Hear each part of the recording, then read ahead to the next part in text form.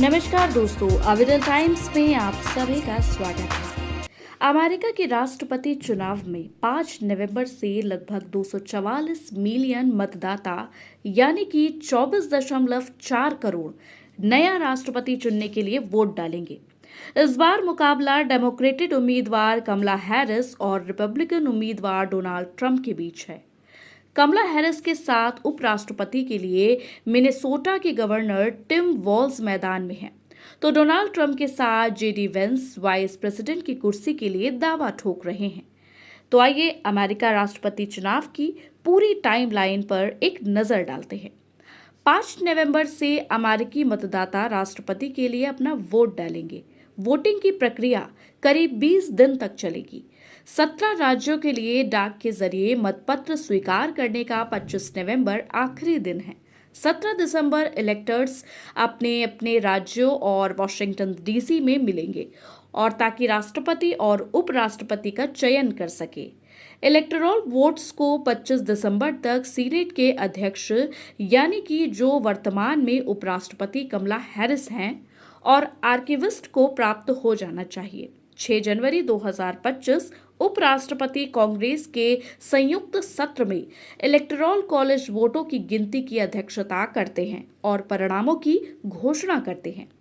अमेरिकी राष्ट्रपति चुनाव यूं तो 5 नवंबर को शुरू हो रहा है और वोटों की गिनती भी उसी दिन शुरू हो जाएगी, लेकिन अंतिम नतीजे आने में कई दिन लग सकते हैं। यूएस वोटर्स को फाइनल रिजल्ट तब तक पता नहीं चल पाएगा जब तक कि उपराष्ट्रपति और डेमोक्रेटिक उम्मीदवार कमला हैरिस या रिपब्लिकन उम्मीदवार डोनाल्ड ट्रंप अधिकांश राज्यों खासकर तथाकथित स्विंग स्टेट्स में महत्वपूर्ण जीत हासिल नहीं कर लेते।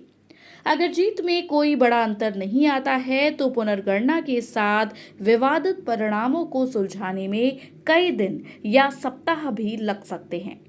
इस बार विवाद की आशंका इसलिए भी है क्योंकि डोनाल्ड ट्रंप फिर मैदान में हैं। ट्रंप ने राष्ट्रपति जो बाइडेन की 2020 में हुई जीत और अपनी हार को 4 साल बाद भी स्वीकार नहीं किया है। यदि ट्रंप हारते हैं तो निश्चित रूप से कानूनी लड़ाई का रास्ता अपनाएंगे और शायद हैरिस भी, क्योंकि कुछ 100 या उससे भी कम वोटों से विजेता का फैसला हो सकता है। दोनों के पास वकीलों की फौज तैयार खड़ी है। अमेरिका में वोटर्स सीधे तौर पर राष्ट्रपति का चुनाव नहीं करते हैं। राष्ट्रपति का चुनाव 538 इलेक्टोरल कॉलेज द्वारा किया जाता है। जीत के लिए उम्मीदवार को बहुमत 270 या उससे ज्यादा इलेक्टोरल कॉलेज हासिल करने होते हैं।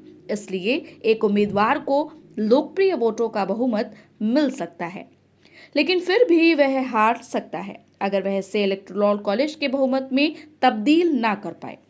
2016 में डेमोक्रेट हिलेरी क्लिंटन ने ट्रंप की तुलना में लगभग 3 मिलियन अधिक वोट जीते, लेकिन वह चुनाव से हार गईं क्योंकि ट्रंप ने 306 इलेक्टोरल कॉलेज जीतकर बहुमत का आंकड़ा पार कर लिया।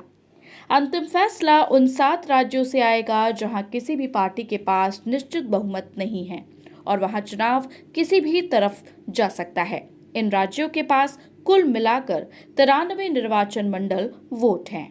धन्यवाद।